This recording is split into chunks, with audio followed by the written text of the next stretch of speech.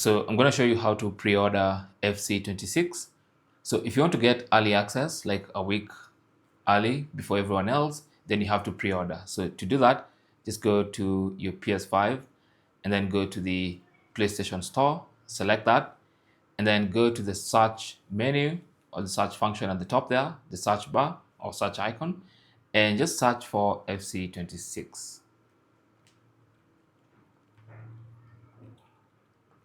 Okay, so just search for that, and from the results, select the FC26 result, and then you can see your FC26. So make sure you have the correct thing.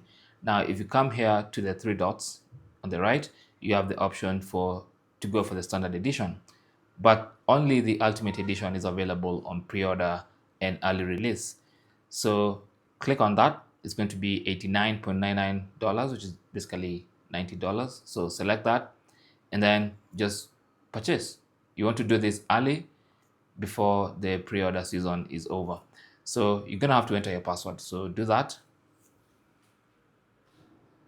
And once you put in the correct password, you can now proceed with the challenge. With the purchase.